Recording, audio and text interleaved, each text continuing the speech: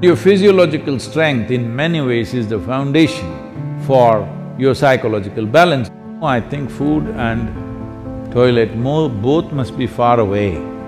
Then you will keep your physiology in a conscious condition. Just because I'm laughing and joking about this, don't think there is no problem. There is substantial problem.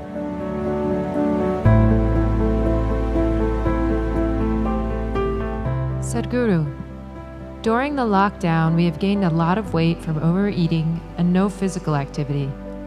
Can you offer us some simple weight loss tips, please? I was in Chennai a few years ago and I was talking to some of the business community in Chennai.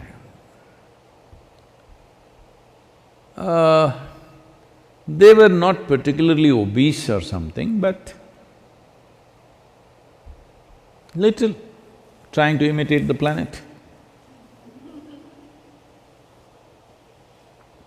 Not by being on a spin, in form, I mean. So I said, as a generation of people, look at your condition. If I had come to Chennai 50 years ago or 100 years ago,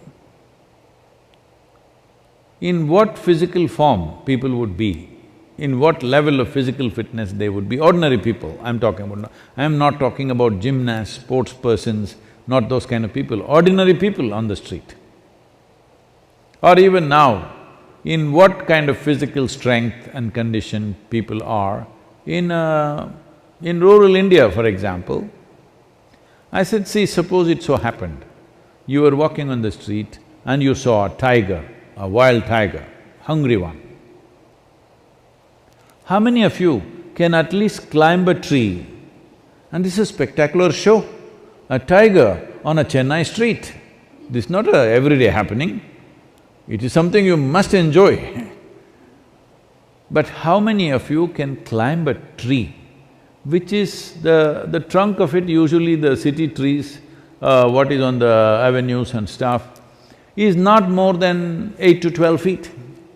How many of you can climb this 8 to 12 feet and sit on a branch and enjoy the wildlife view? No. Only those guys who are doing the menial jobs, the guy who is sweeping the street, maybe he will go sit on the tree and watch how wonderful a breakfast you are. Why have we become like this? It's not that tiger is… where is the tiger going to come? That's not the point. Why are you in this condition that you cannot do anything physically anymore? All you can go to office and come back. Those things are also necessary in today's world, but is it not important that you are in some way physically competent? Physical competence is a reflection of your physiological strength. And your physiological strength in many ways is the foundation for your psychological balance. It is no more in question. Your physiological strength is the foundation for your psychological balance in many ways. We've always been saying this, the yogic sciences, but people have been laughing at it because everything is keyhole. People say brain is a separate study.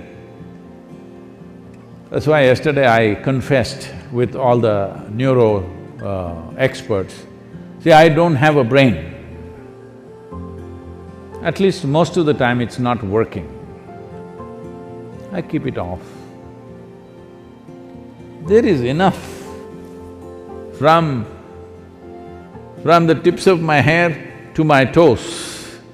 There are enough cells with enough memory and intelligence, they will do my life.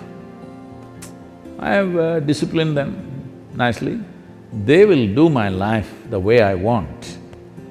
Because a large part of day-to-day work and day-to-day functioning is just a repeat work. All you need is a clerk. You don't need a super brilliant person to do all these things. So I've trained them and they do their work. I don't have to think how to eat, how to sit, how to stand, how to breathe, nonsense. It just happens by itself because a very stable and effervescent physiological condition is very, very important to have a certain level of psychological freedom. Otherwise, every little thing you do, you have to think. Once you think, inevitably you're confused about every damn thing that you do. Now, you're talking about because of virus you ate too much. This is not because of virus you're eating too much. This is a kind of a compensatory activity that, you will see this in the cinema theaters and everything. If you have nothing to do, never before in the history of humanity was food simply available like this all the time. It's a wrong thing that everywhere you walk there is food. It should not be. I see some of the corporations in America are organizing like this. Food and toilet should always be within whatever 50 feet or 100 feet, something they've fixed, 50 feet I think. Within 50 feet of wherever you are, there must always be food, and that food is usually 1 month old, of course, and there is a toilet. No, I think food and toilet both must be far away. Then you will keep your physiology in a conscious condition.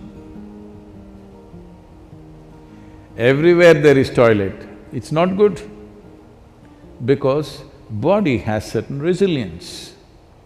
You wanting to run to the toilet is not just physiological, sometimes it may be when the body, at some time it is disturbed, at that time it may be. Otherwise, in normal conditions, it is more a psychological condition than a physiological condition.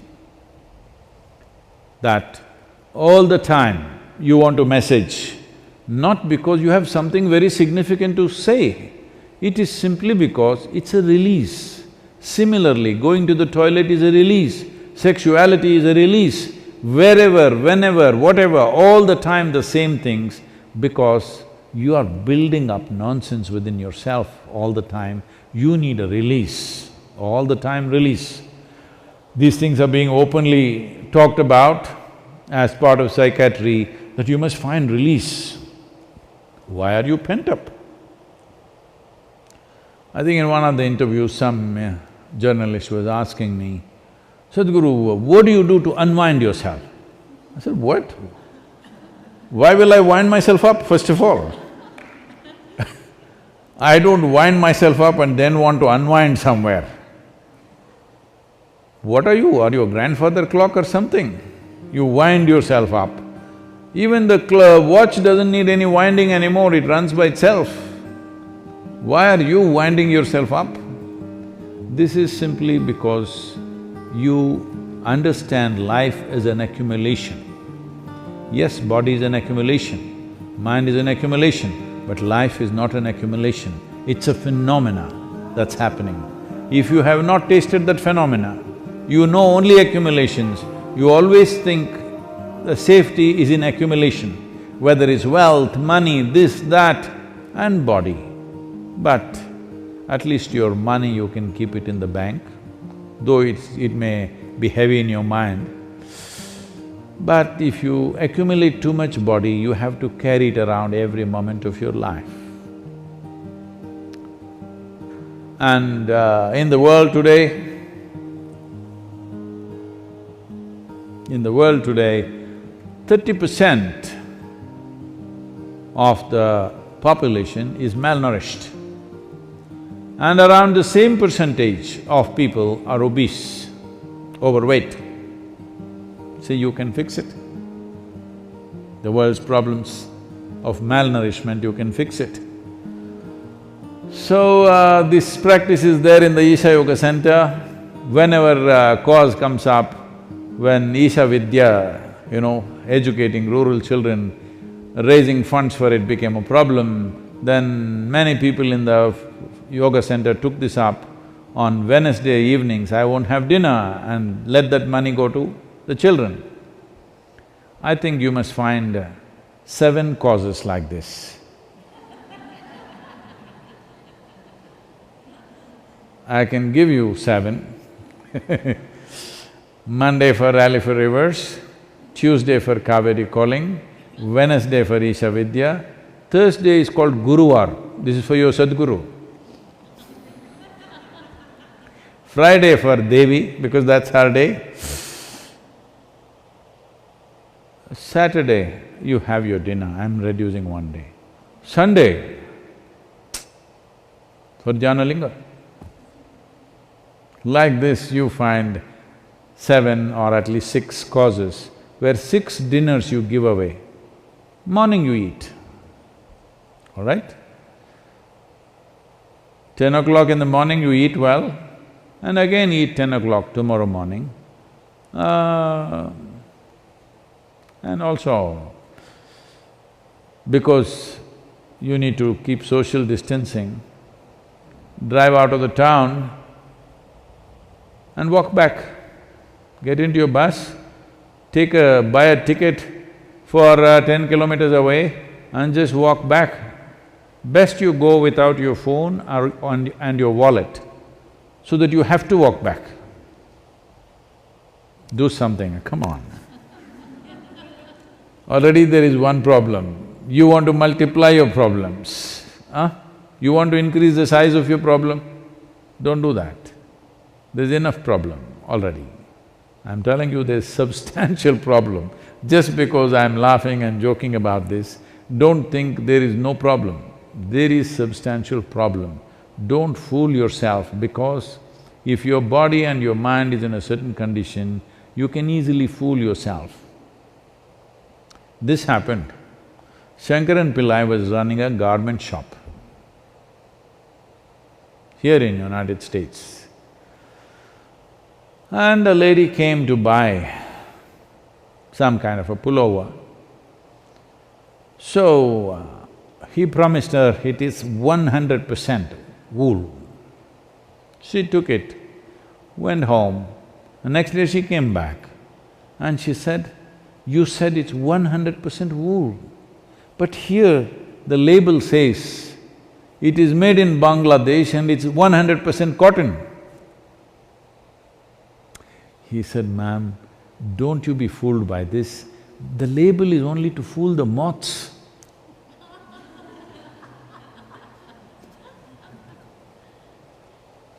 Like this, there are so many labels all over the world, don't go by that. This is a simple experiment you must do, all of you who are sitting now on the floor, when you get up, you must use only 2 limbs to stand up. All of you, in your life you must keep this up however old you are. This is a simple test for you. You sit down cross-legged and when you want to stand up, you use only 2 limbs. That means you don't do 4-wheel drive. Just get up with your legs. This much fitness at least you must manage.